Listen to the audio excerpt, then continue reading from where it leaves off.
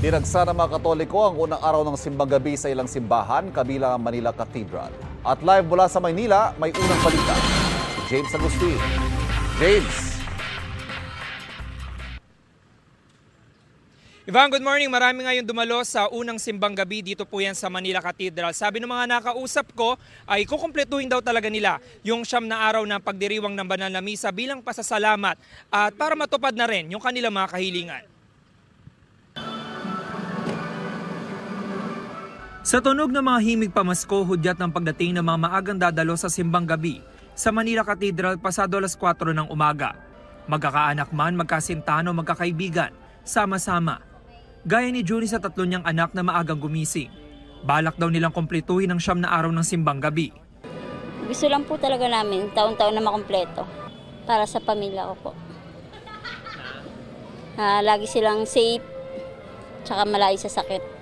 Si Kyle galing Tondo kasama ang kanyang mga kaibigan. Bading na rin daw nila ito magbabarkada.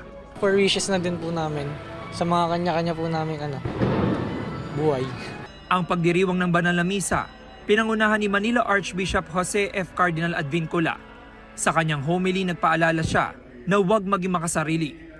May kahirapan sa mundo natin dahil marami ang madamot, marami ang makasarili.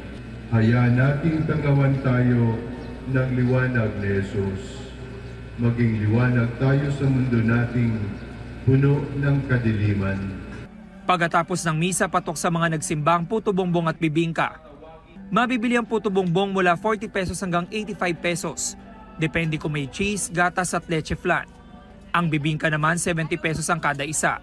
Medyo malakas po at medyo naagad din po kami sa pagluluto po ng bibingka. Baling kikitain din dito para sa mga anak ko rin po para sa pag-aaral nila. Napuno rin ang Quiapo Church ng mga dumalo sa unang araw ng simbang gabi.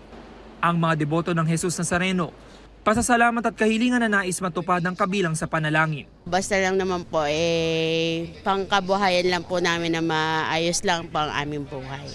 Sa pamumuhay lang po. Maging healthy lang po yung baby ko.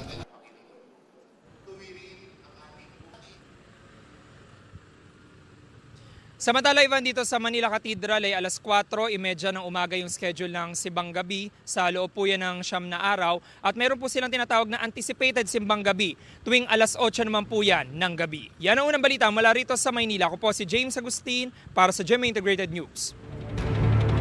Kapuso, huwag magpapahuli sa latest news and updates. Mag-iuna ka sa balita at mag-subscribe sa YouTube channel ng GMA Integrated News.